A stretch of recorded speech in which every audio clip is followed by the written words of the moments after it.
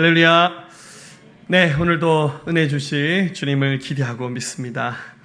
오늘 사도행전 13번째 말씀, 빛나는 평신도 사역자로 사십시오. 말씀 통해서 우리 함께 은혜 나누기를 원합니다. 여러분, 교회는 다양한 사역자를 필요로 합니다. 왜냐하면 교회가 다양한 사역을 감당해야 되기 때문입니다. 쉽고 얼핏 생각하면 교회가 복음만 열심히 전하면 되지, 또 예배만 잘 드리면 되지, 굳이 그런 복잡한 프로그램을 만들어서 많은 사역을 해야 되나? 이렇게 질문을 던질 수 있습니다. 저도 마찬가지입니다. 교회에 굉장히 다양한 프로그램이나 일정들, 또 복잡한 행정이나 조직들 만들고 싶지 않아요. 우리 교회 행정을 최대한 단순하게 하고 싶어요. 우리 새생명교회는 남녀 선교회 이런 거 없습니다. 목장하고 교회학교, 사역팀 이 세 조직으로만 되어 있는데, 이것도 하다 보니까 굉장히 많이 복잡해지더라고요. 그래서 너무 조직과 행정이 복잡해지는 것에 대해서 살짝 고민이 됩니다.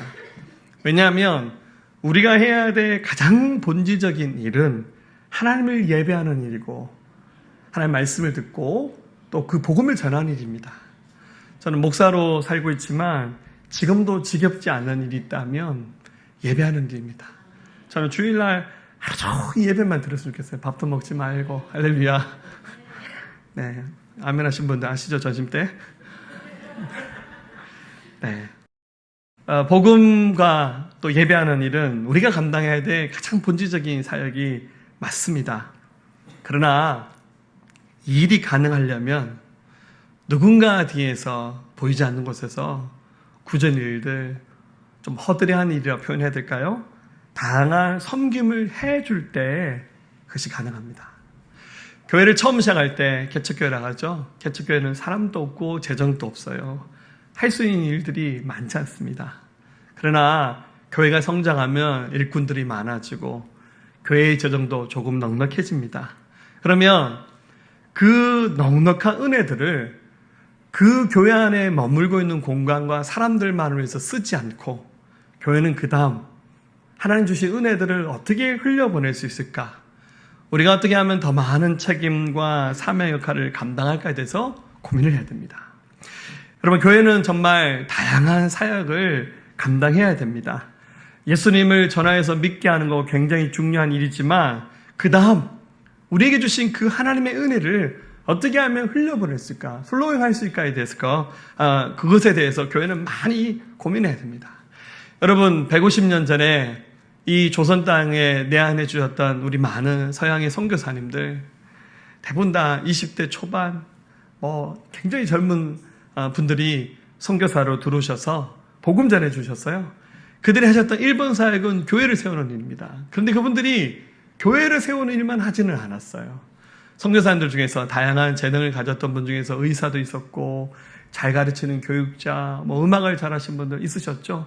그래서 그분이 와서 했던 일이 뭡니까? 학교를 만드셨어요. 유치원 세우고, 초중고등학교, 대학교, 물론 신학교도 세웠죠. 그래서 우리나라의 유명한 많은 명문 학교들이 그때 당시에 세워졌던 그 크리스찬 학교들이 지금도 존재하지 않습니까?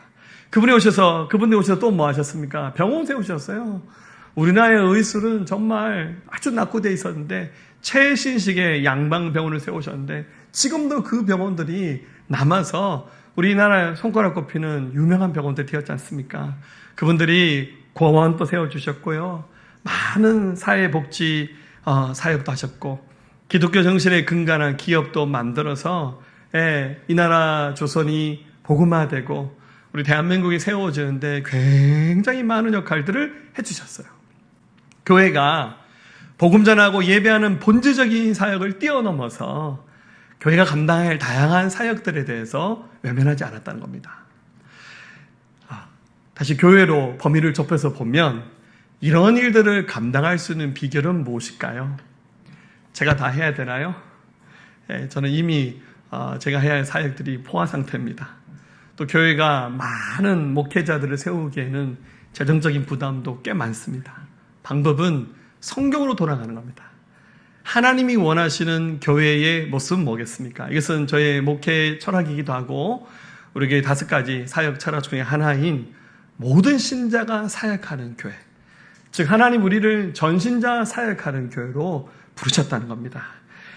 여러분 각자에게 주어진 달란트, 은사, 부르심이 있어요. 예수를 믿고 성장해 가면서 이게 내가 잘하는 나의 달란트이고 은사이고 이게 어쩌면 나를 향하신 하나님의 부르심이구나라는 생각을 우리가 알아가면서 이것을 통해서 모든 성도가 사역하는 교회가 되어질 때 역시 가능합니다. 물론 이제 우리가 전통적으로 사역자를 목회자에 한해서 생각하는 경향이 꽤 큽니다. 왜냐하면 구약의 제사장은 혈통을 따라 세워졌거든요. 레이지파의 후손으로 태어나야 가능합니다.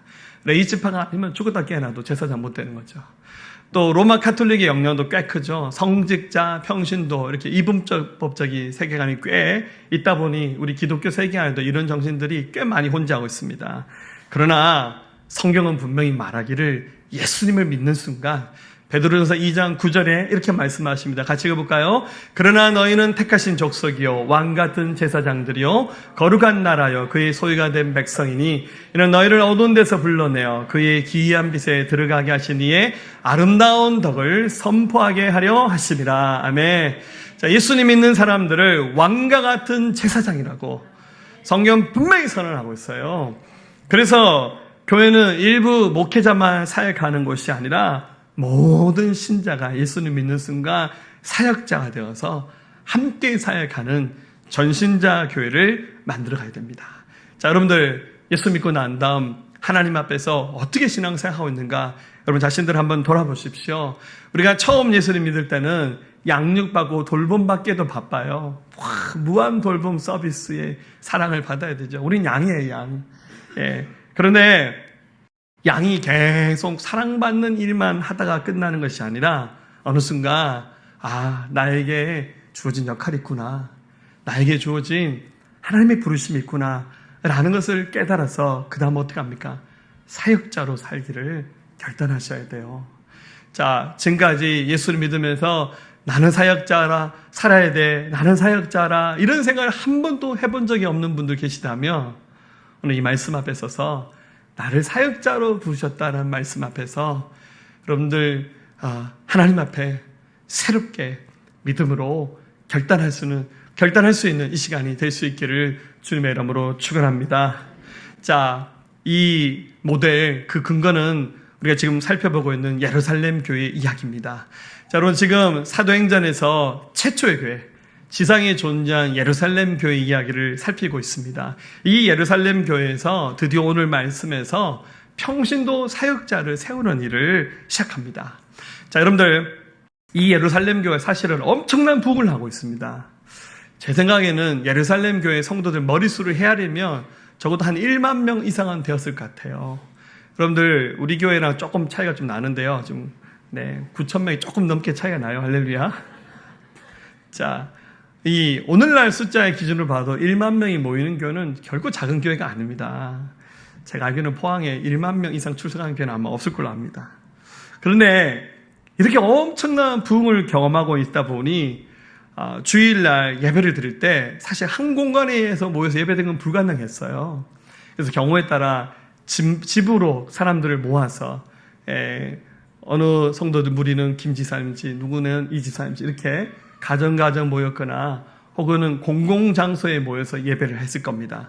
그러면 12사도가 이 예루살렘 교회 이끌었으니까 오늘날로 말하자면 목양하는 목사가 12명쯤 있는 거예요. 그래서 막 흩어져서 설교도 하고 돌아가면서 설교도 하고 여러 가지 다양한 사역을 했을 겁니다. 그럼에도 불구하고 1만 명이 넘는 성도들을 감당하기가 어려웠어요. 오늘날처럼 행정이라든지 시스템이 잘 돼 있는 시대가 아니지 않습니까? 여러분 사람들이 많이 모인 곳에는요 굉장한 다양한 필요와 욕구도 있고 예상치 못했던 사역들도 있고 사건 사고도 굉장히 많습니다. 저도 목회하면서요 새벽에 자다가 응급실로 불려간 적도 많고 누구 응급실에 실어가 본 적도 있고 어떤 사람 119 부르고 소주병으로 머리 깨면서 죽겠다고 창문에 매달려 본 사람 살려본 적도 있고 저의 짧은 목회 경험만 해도 굉장히 많은 일들이 지나갔습니다. 그러니까 지금 이렇게 엄청난 사람들이 모이는 예루살렘 교회 안에 굉장한 다양한 필요들이 생겨나기 시작했어요. 그래서 설교하고 예배하는 것도 굉장히 중요하지만 이 일로 인해서 사도들이 굉장히 분주해지기 시작했습니다. 자, 1절과 2절에서 그것을 엿볼 수 있는데요. 말씀 보면 같이 읽어볼까요? 그때 제자가 더 많아졌는데 헬라파 유대인들이 자기의 과부들이 매일의 구제에 빠짐으로 히브리파 사람을 원망하니 12사도가 모든 제자를 불러 이르되 우리가 하나님의 말씀을 제쳐놓고 접대를 일삼는 것이 마땅하지 아니하니. 자, 이제 교회 안에 굉장히 묘한 일들이 일어났는데요. 일단은 성도들이 많이 늘어나기 시작하면서 1절에 보니까 예수 믿게 된 교인들을 성도라 부르지 않고 뭐라 불렀냐면 디사이플, 제자로 불렀어요. 제자가 많아지기 시작했어요.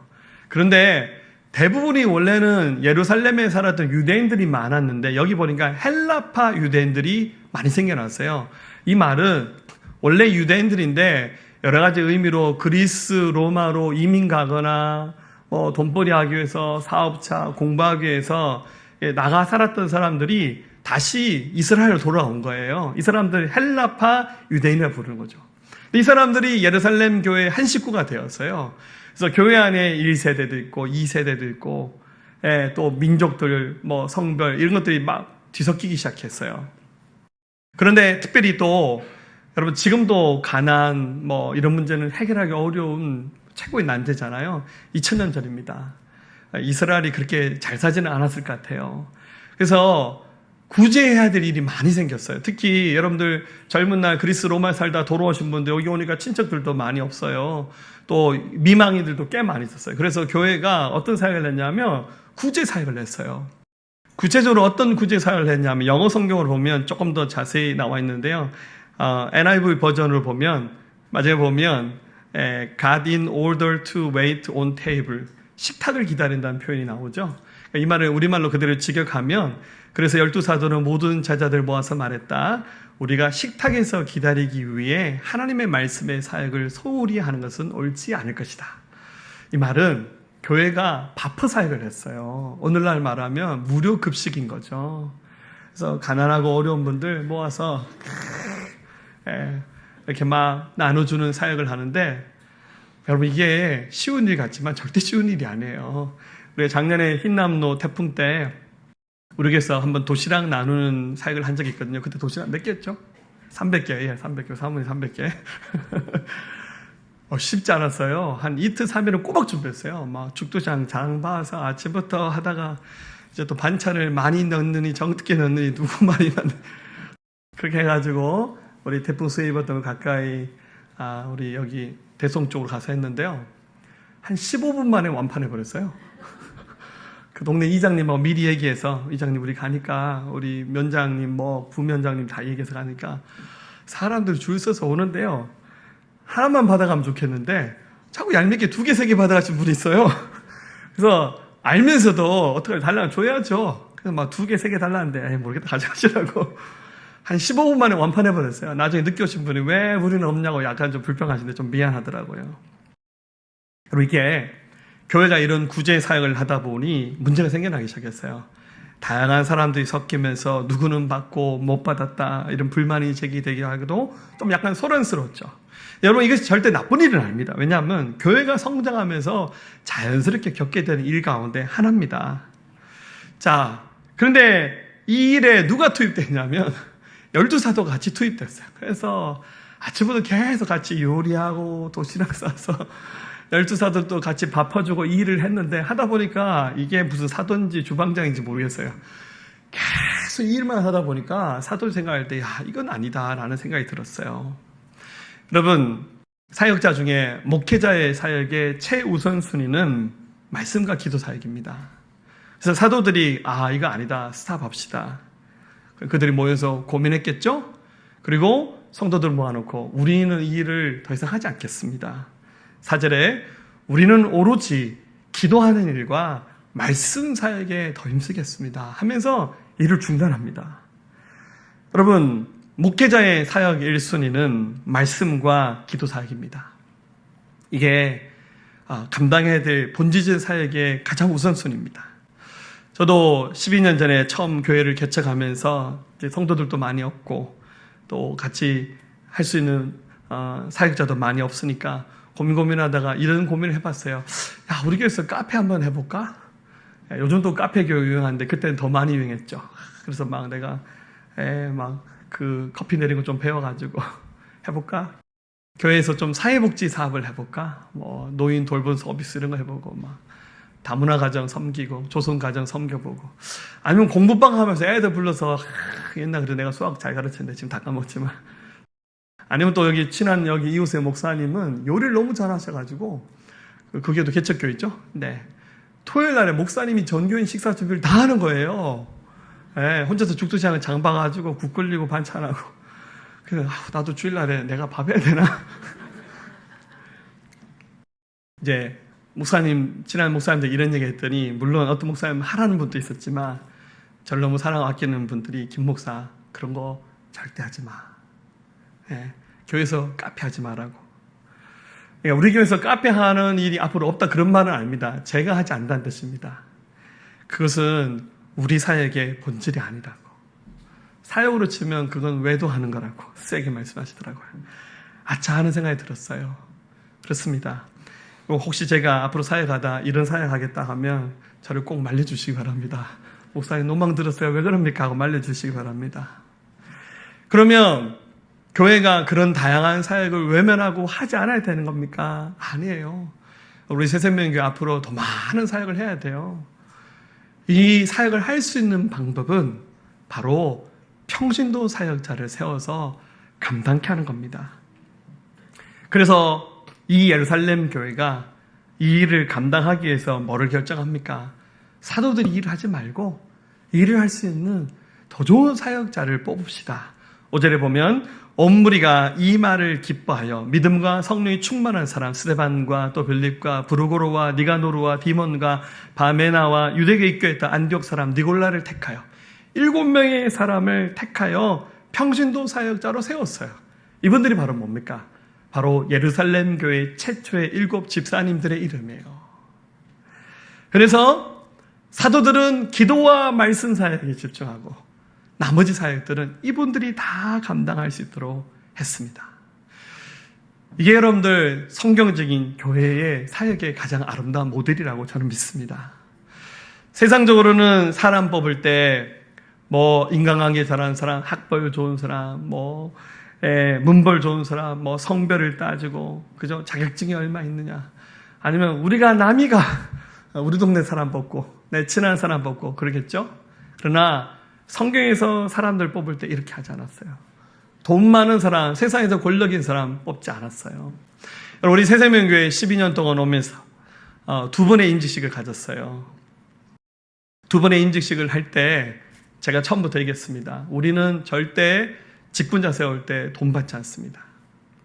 좀 부끄러운 얘기지만 교회들이 여러 가지 필요해서 직분자를 세울 때 은연중에 이렇게 막 그런 일들을 해요. 장로님 되신 분들은 한 500만 원 내시고 권사님은 얼마.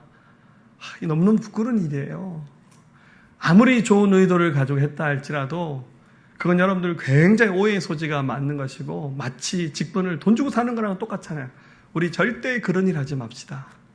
우리 2분의 임직식 가운데 지금까지 사역자를 일꾼을 세우면서 지금까지 본인이 감동해서 감사한 것만은까지는 막지는 않았지만 공식적으로 직분을 받을 때 헌금하라는 얘기 해본 적이 없습니다. 그리고 밥을 하는 것조차도 식사하는 것조차도 교회에서 다 섬기는 거 오히려 선물 줍시다. 그분들 무거운 십자가 지는데 교회가 선물 주고 더 격려해야 되는 거 아닙니까? 물론 비싼 선물 주지 않았습니다. 성경책 하나 선물로 드렸습니다. 할렐루야. 좀 더 나중에 더 형편 좋아지면 더 좋은 선물도 드릴게요. 그런데 예루살렘 교회가 사역자를 세우는 조건은 2가지였습니다. 3절 말씀 다시 보면 형제들아 너희 가운데서 성령과 지혜로 충만하여 칭찬받는 사람 7을 택하라. 우리가 이 일을 그들에게 맡기겠다. 2가지 조건이 뭡니까? 성령과 지혜로 충만한 사람, 칭찬받는 사람을 사역자로 세웠다는 거예요. 여러분 성령과 지혜로 충만한 사람 더 쉬운 말로 바꾸면 믿음 좋은 사람을 말하는 거예요. 여러분 교회의 일꾼은요 믿음 좋은 사람이 사역자가 돼야 됩니다. 물론 달란트 재능 중요합니다. 그 일을 맡겼는데 달란트 재능이 없으면 좀 힘들겠죠. 그런데 여러분들 달란트 재능 좀 부족해도 괜찮아요. 그럼 음치도 예배팀에 들어오셔도 괜찮습니다. 할렐루야. 마이크 볼륨 낮추면 돼요. 할렐루야. 좀 달란트 재능은 좀 부족해도 신앙이 좋은 사람을 교회 사역자로 세우는 거예요. 왜냐하면 하나님의 일은 믿음이 없이는 못하는 일이에요. 정말 성령 충만하게 믿음을 가지고 해도 때로는 앞이 안 보이고 정말 불안하고 두렵고 안 될 것 같은 사역도 굉장히 많거든요. 근데 처음부터 믿음 없는 사람을 교회 일꾼으로 세워놓으면 당연히 반대하고 안 된다 하죠. 자기 경험 생각이 나와서 안 된다 말하죠. 그러나 믿음 있는 사람들은 기도하거든요. 믿음 있는 사람들은 하나님의 감동을 받거든요. 그러면 우리의 인간적인 생각하고 경험 내려놓고 하나님의 뜻에 의해서 순종할 때 여러분 교회는 기적을 만들어 갑니다. 할렐루야. 또한 일꾼은요 칭찬받는 사람이 되어야 돼요. 무슨 말입니까? 인간적으로도 예의 바른 사람이 되어야 되고 도덕적인 사람이 되고 교양 있는 사람이 되어야 돼요. 인간적으로 너무 수준 이하의 사람이 사역자가 되면 그 사람 때문에 굉장히 상처 많이 받고 교회가 지탄의 대상이 될 수밖에 없어요. 디모데전서 3장은 이 부분에 대해서 더 정확히 언급해 주시고 있죠. 3장 8절 같이 읽어볼까요? 이와 같이 집사들도 정중하고 일구연하지 아니하고 술에 임박이지 아니하고 더러운 일을 탐하지 아니하고 깨끗한 양심의 믿음의 비밀을 가진 자라야 할지니 이에 사람들을 먼저 시험하여 보고 그 후에 책망할 것이 없으며 집사의 직분을 맡게 할 것이요 여자들도 이와 같이 정숙하고 모함하지 아니하며 절제하며 모든 일에 충성된 자라야 할지니라. 집사들은 한 아내의 남편이려 자녀와 자기 집을 잘 다스린 자일지니. 이게 여러분들 한마디로 말하면 칭찬받는 사람이에요. 이렇게 사역자로 세워져서 주님의 일을 하면 하나님의 복음이 더 힘있게 더 빛나게 될 겁니다. 근데 갑자기 이 말씀 읽으니까 부끄럽네. 나 집사 괜히 됐나 보다 라는 생각 들죠? 예, 저도 똑같아요. 완벽하고 거룩하게 흠도 없이 티도 없이 우리가 살지는 못합니다. 그러나 우리에게 사역자의 직분을 주셨던 순간부터 주님 우리를 고쳐가시고 다듬어가시고 만들어가시면서 주의 일을 합당하게 이룰 수 있는 사람으로 주께서 우리를 인도해주고 계십니다. 분명히 상이 있습니다. 상 주실 주님 바라보면서 눈물로 땀방울로 헌신하시면서 상 주실 주님 기억하면서 요한계시록 2장 10절 너는 장차받을 고난을 두려워하지 말라. 볼지어다 마귀가 장차 너희 가운데 몇 사람을 옥에 던져 시험을 받게 하리니 너희가 10일 동안 환난을 받으리라. 네가 죽도록 충성하라. 그리하면 내가 생명의 관을 내게 주리라. 사역이 결코 쉽거나 만만하지 않습니다. 주님 하신 말씀은 죽도록 충성하라. 그리하면 내가 상 주겠다고 주님 약속해 주셨어요. 이 약속을 믿고 충성하시는 사역자들 되시기를 주의 이름으로 축원합니다. 근데 주님이 이 예루살렘 교회 사역자를 세울 때요 그냥 하지는 않아요. 사역자에게 감당할 능력을 줘야 되잖아요. 사역자 세울 때 어떻게 합니까? 기도로서 그들을 세워서 사역자로 세웁니다. 우리 6절 말씀 읽어볼까요? 사도들 앞에 세우니 사도들이 기도하고 그들에게 안수하니라. 아멘. 자, 예루살렘 교회가 7명의 집사님들을 세우셨는데 이들을 세울 때 공동체 앞에서 다 보는 자리에서 그들에게 안수 기도하면서 그들을 집사로 사역자로 세웠습니다. 여러분 이제 오늘날 우리가 편의상 많은 이제 집사님들 임명하는데 정확히 말하면 우리 임명직으로 받는 집사님들은 서리 집사라고 말하죠. 근데 서리가 좀 기분 좋은 단어는 아니잖아요. 그래서 서리란 말 빼고 그냥 집사라 부르는데 사실 성경에서 말하는 이 집사는 안수하여 세웠던 안수 집사를 말하는 거예요. 그래서 우리 좀 구분하기 위해서 집사, 안수 집사 이렇게 부르죠. 근데 사실은 안수 집사라 부르는 것도 좋은 방법은 아니에요. 여러분 저를 안수 목사로 불러주셔야 됩니다. 할렐루야. 저는 김 목사입니다. 할렐루야. 할렐루야. 예, 좀 구분하기 위해서 이렇게 표현을 쓰는 거죠. 그런데 사실 정통적인 침례 교회 안에서는 교회의 직분을 딱 두 가지만 인정합니다. 목사와 집사. 그럼 미국 침례교회는 지금도 목사, 집사 두 가지 외에는 교회 직분을 인정하지 않아요. 서리 집사도 안 세웁니다. 그런데 이제 우리 한국 기독교는 또 한국의 정서가 있고 문화가 있고 역사가 있다 보니 목사, 집사로만 국한해서 직분을 세우는 것이 좀 우리 문화에 맞지 않아서 여러 가지 한국 기독교는 다양한 직분들을 많이 만들어냈어요. 우리 잘 알죠? 목사님이라는 직분도 있고 선교사, 전도사, 성경에 안 나온 직분들이에요. 장로, 집사, 권사, 권찰, 교사, 요즘에 또 간사님들도 있어요. 할렐루야. 우리에게도 간사가 있나 봐요. 우리에게 또 목자가 있죠. 우리는 또 사역팀장, 뭐 이런 직분들을 세웁니다. 굳이 성경에 목사와 집사만 나왔으니까 이것만 해야 한다라고 고집하는 것도 저는 정당치 않다 생각하고, 어떤 건 되고 어떤 건 안 된다라고 말하는 것도 좀 융통성이 없어 보입니다. 그래서 좀 더 성경적인 분류는 저는 목회자와 평신도 사역자로 좀 분류했으면 좋겠고, 그 사이에 좀 선교사 이렇게 넣어줬으면 좋겠어요. 목회자, 평신도 사역자. 그래서 우리 교회에서 가장 즐겨 사용하는 용어는 평신도 사역자입니다. 저와 여러분들 이 자리에 있는 모든 분들이 다 평신도 사역자로 하나님 이미 부르신 줄로 믿습니다. 우리 교회 안에 굉장히 다양한 평신도 사역자들이 이미 세워져서 사역을 하고 있습니다. 좀 이런 기회 때 한번 좀 소개도 해드리고 제가 좀 자랑질 한번 해볼게요. 우리 교회 11개의 팀이 세워져서 처음부터 이런 팀이 세워지지 않았습니다. 처음에는 사무행정팀부터 시작해서 하다 보니까 11개 팀이 생겼더라고요. 우리 교육팀이 있습니다.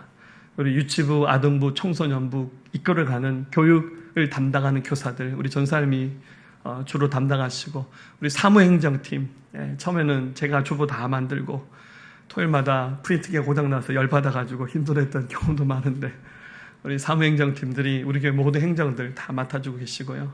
사회훈련팀, 성도대 훈련을 담당합니다. N스쿨, MTS, 성경훈련학교. 우리 선교팀, 우리 교회 5명의 파송 선교사님, 4분의 협력 선교사님, 우리가 돕는 기관들, 그분들을 관리하면서 선교헌금을 모아서 보낸 일들을 하고 있고요. 섬김팀, 가장 사역의 범위가 넓습니다. 여러분들 오늘 예배 마치면 식사가 바로 준비됐습니다. 할렐루야. 집에 갈 때 차 대령하면 차가 옵니다. 할렐루야. 교회 오면 항상 청소가 돼 있어요. 우리 교회는 진짜 청소 잘하는 교회입니다. 다 섬기기 때문에 가능한 겁니다. 새가족팀, 우리 3월인데요. 우리 교회 벌써 올 한 해 동안 방문 등록하신 분이 30명이 넘었습니다. 11분이 새가족으로 정착파트를 하셨어요. 할렐루야. 이분들을 새가족들이 섬기고 계시고, 예배팀 앞에서 우리 예배를 섬겨주니까 우리 예배가 풍성하잖아요. 제가 그냥 혼자 나와서 하면 북치고 장구치고 해야 되잖아요. 다양한 분들이 재능을 가지고 우리 교회 예배팀 실력은 세계적입니다. 할렐루야. 우리 교회 반주, 악기 연주 이제는 아주 유튜브에 나오는 어느 교회 팀하고도 뒤지지 않습니다. 할렐루야. 할렐루야. 아멘 크게 하면 다 용기 얻을 것 같아요. 전도팀, 매주마다 전도합니다. 교회 학교를 비롯해서 작년 전도, 정말 이 주변에 우리 교회만큼 열심히 전도하는 교회 없습니다. 영상 미디어, 여러분들 지금 이 모든 예배가 영상 미디어 틈의 섬김을 통해서 유튜브로 라이브 방송되고 있잖아요. 중보기도, 교회에 아주 작은 거, 여러분들 환자들 발생하고 기도점을 발생하면 교회 밴드에 올라오지 않지만 중보팀에서 계속 기도 사역하고 있고, 우리 총무팀이 이거 다 관장하면서 사역을 하고 있죠. 그리고 가장 사랑하는 우리 목자들, 우리 목자들 17명입니다. 제가 모든 양떼를 직접 만날 수는 없잖아요. 지금 신방 기간인데요. 한 석 달을 해야 끝날 것 같아요. 지금 저희도 거의 스케줄이 안 나와요. 계속 신방에만 시간을 하니까. 또 저는 가서 한 10분 예배 드리고 차 한잔 마시고 이런 신방 별로더라고요. 가서 아무리부터 그 집에 한 2시간 이상 있다 오거든요. 또 밥도 사주시면 감사하게 또 잘 얻어먹고. 그래서 한 집에 적어도 2시간, 3시간 죽치고 앉아서 좀 잡담하고 옵니다. 살아간 얘기 듣고, 고민 얘기 듣고. 우리 목자들 이름 한번 띄워주세요. 근데 제가 감당 못할 것 같아요. 그래서 신방을 하면서, 이제 해마다 신방하다가 난 봄철이 되면 나는 다이어트 완전 실패할 것 같다. 라는 생각도 들고. 근데 제 대신 이 일을 누가 해주셔야 되냐면 목자들이 하는 거예요. 저를 대신해서 양 한 분 한 분, 제가 일부 예배 때 양 한 마리라 그랬거든요. 양 한 분 한 분을 만나주시면서 대신 사역해 주시는 거예요. 근데 이거 어떻게 감당합니까? 우리 힘을 할 수 없잖아요. 그래서 7 집사님들 세울 때 사도들이 어떻게 합니까? 공동체 앞에서 그들의 머리에 손을 얹고 안수하여서 그들을 사역자로 세웠어요. 아니, 목사님 나 안수기도 많이 받아봤는데 별거 없던데? 그래서 됐겠죠. 한번 안수기도 받는 거 별거 아닌 것처럼 생각할 수 있겠지만 이 안수기도 속에는 굉장한 비밀과 은혜가 담겨져 있습니다. 하나님이 기름 부으시는 순간이 있습니다. 구약에서 일꾼 세울 때 왕을 세우거나 선자 세우거나 제사장 세울 때 반드시 기름을 부어서 세웠는데 우리 신약교회에 와서 예루살렘 교회가 안수하여 그들을 세웠다는 말은 하나님이 당신을 선택하셨다는 뜻이고 하나님이 성령으로 기름 부어서 당신과 함께한다는 의미로 사역자를 세우신 거예요. 여러분, 이삭이 두 아들 야곱과 에서를 축복하잖아요.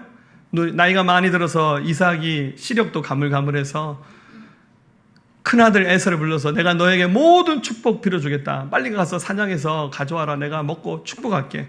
근데 그 아내가 그걸 보고는 에서가 장자의 축복받는 걸 원하지 않았어요. 그래서 엄마랑 야곱이 둘이 짜고는 어떡합니까? 야곱에게 너 빨리 집에 있는 양 내가 잡아서 아버지 평상시 좋아하는 별미 준비할 테니까 네가 형인 척 하라고. 목소리는 야곱인데 어떻게 형 에서인 척 합니까? 그래서 이 손에다가 그 양털을 붙여가지고 죄송합니다. 그렇게 위장을 한 거죠. 그래서 아버지한테 가서 요리를 드리니까 아버지가 평상시 먹던 제일 좋아하는 음식을 먹으면서 야, 근데 어떻게 빨리 잡았냐? 하나님이 순종하게 보내주셨어요. 네 목소리는 야곱 같은데 한번 와보라고. 만져보니까 털이 있으니까 에서 같은데. 그래서 에라 모르겠다고 이삭이 어떻게 합니까? 장자에게 부어준 축복을 다 빌어부르면서 그에게 안수합니다. 그러고 난 다음에 에서가 진짜 사냥에서 돌아와서 준비해서 아버지 준비해서 왔으니까 아까 나 다 먹었는데 니 누구? 저 아버지 장자 에서입니다. 네 동생 야곱이 사기쳤구나. 근데 어떡합니까? 이삭이 자기가 했던 기도를 취소를 못해요. 에서가 아버지 제게 남겨준 축복 없습니까? 미안하다. 네가 네 동생을 섬기는 자 되어야 된다 하면서 남은 복만 빌어주잖아요. 너무나도 묘하게요. 나중에 그들의 자손이었던 요셉이 나중에 이집트 총리가 되었죠. 그의 아버지 야곱이 거기 와서 자기 아들 때문에 그 기근을 피해서 거기 머물면서 자기가 떠나갈 날이 가까운 것을 알고는 자기 아들 요셉에게 요셉아 너 두 아들 내게 데려와라. 내가 축복기도 해줄게. 야곱이 자기 손자 므낫세와 에브라임 요셉의 아들이죠. 그들을 놓고 기도하는데 므낫세가 장자고 에브라임이 차자입니다. 그러니까 므낫세 머리에 오른손을 얹고 에브라임 머리에 왼손을 얹고 기도를 해야 되는데 야곱이 거꾸로 손을 얹고 기도를 하는 거예요. 요셉이 보고 깜짝 놀랐어요. 아버지 그러시면 안 돼요. 손이 잘못 놓여주신 것 같아요. 야곱이 나도 한다. 그런데 이렇게 해야 된다 하면서 장자와 차자를 바꿔서 요셉이 안수기도 합니다. 자기가 차자인데 축복받아서 화풀이 한 거 그런 거 아닙니다, 여러분들. 요셉은 하나님의 섭리를 알았어요. 야곱은 하나님의 섭리를 알았어요.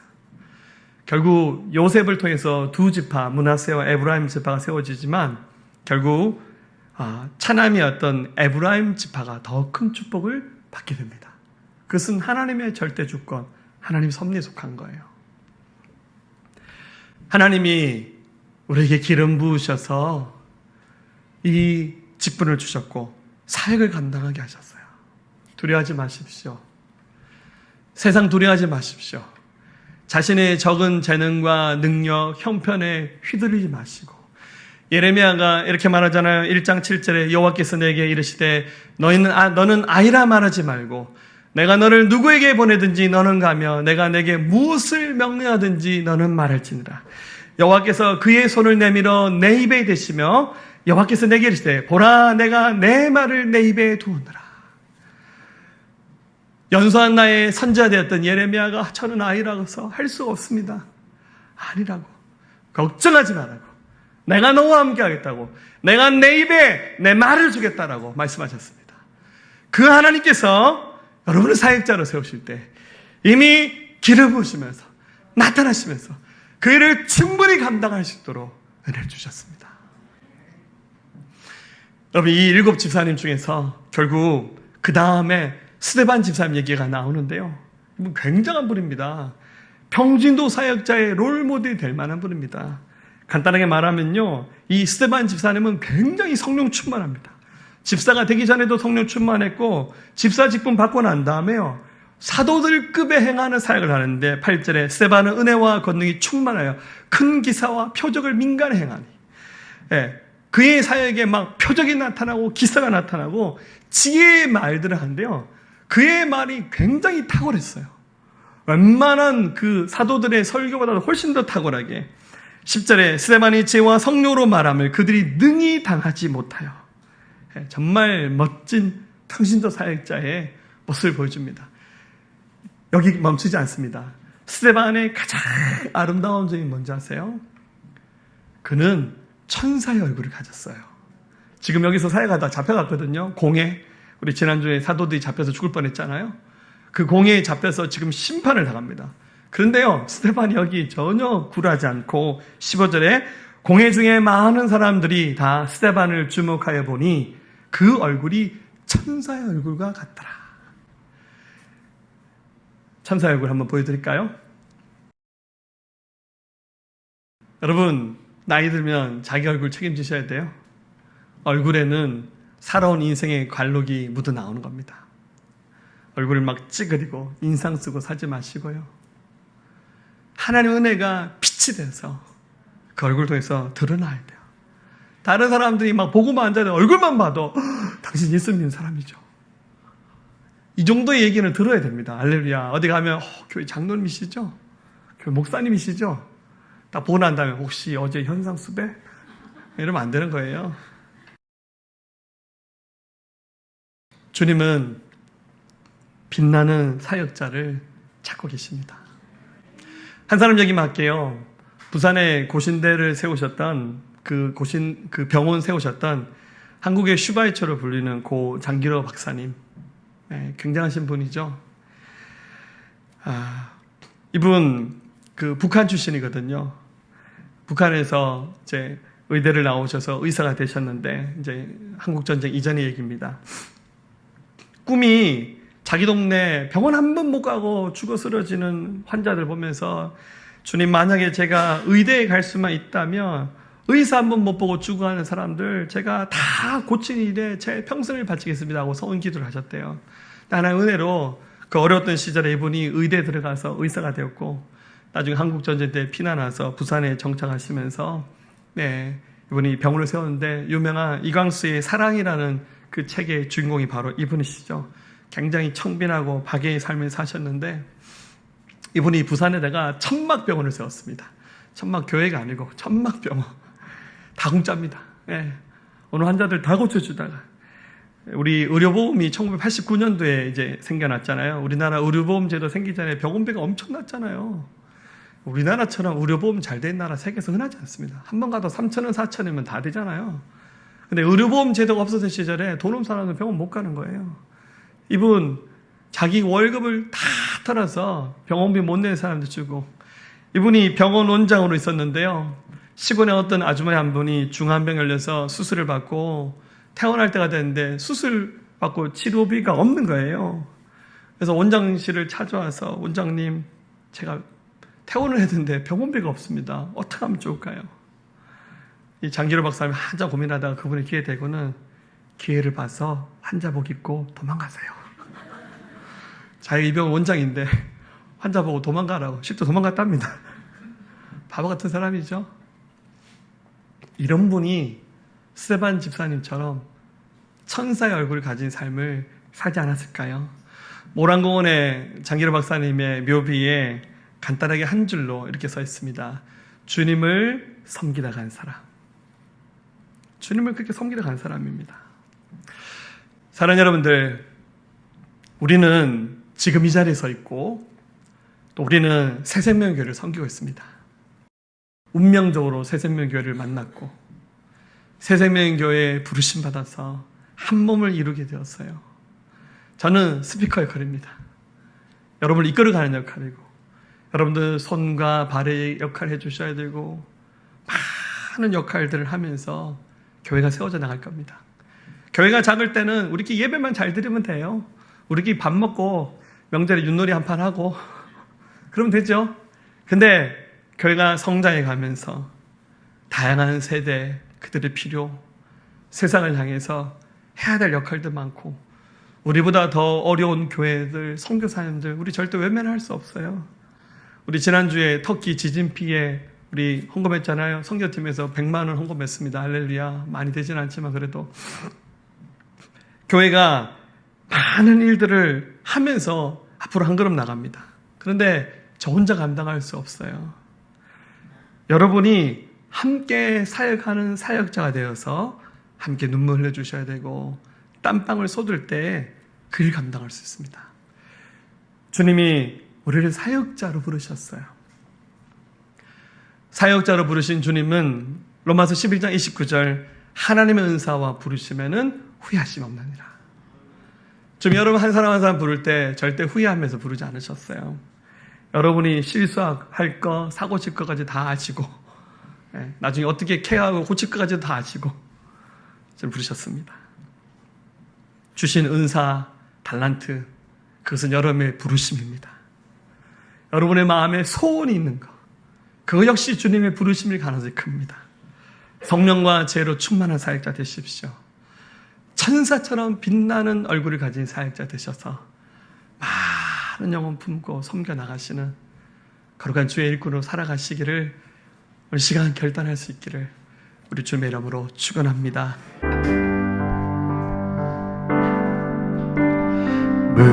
무명이어도 공허하지 않는 것을 예수 안에 난 만족함이라. 가난하여도 부족하지 않는 것을 예수 안에 오직 나는 부요함이라. 고난 중에도 견뎌낼 수 있는 것을 주의 계획 믿기 때문이라. 실패하여도 일어설 수 있는 것이 예수 안에 오직 나는 승리함이라. 난 예수로 충만하네. 난 예수로 충만하네. 난 예수로 충만하네. 영원한 내 안에 살아계시네. 우리 다시 고백할까요? 무명이어도 공허하지 않는 것을 예수 안에 난 만족함이라. 가난하여도 부족하지 않는 것을 예수 안에 오직 나는 부요함이라. 고난 중에도 견뎌낼 수 있는 것을 주의 계획 믿기 때문이라. 실패하여도 일어설 수 있는 것을 예수 안에 오직 나는 승리함이라. 난 예수로 충만하네. 난 예수로 충만하네. 난 예수로 충만하네 영원한 내 안에 살아계시네. 자, 우리 두 손 들고 고백할까요? 내 몸이 약해도 낙심하지 않는 것이 예수 안에 난 완전함이라. 화려한 세상 부럽지 않는 것이 난 예수로 충만함이라. 아멘. 난 예수로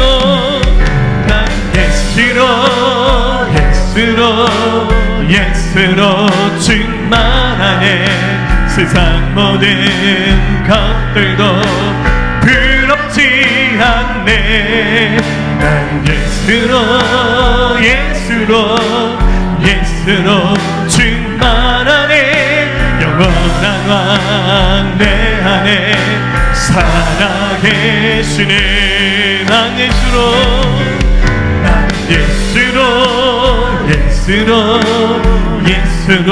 충만하네. 세상 모든 빙판도 두렵지 않네. 예수로 충만하네.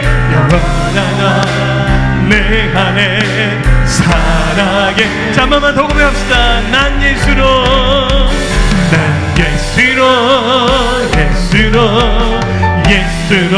충만하네. 세상 모든 것들도 부럽지 않네. 난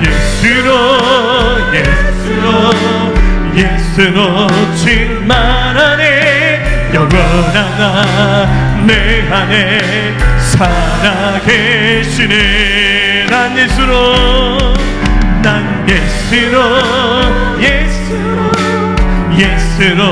충만하네.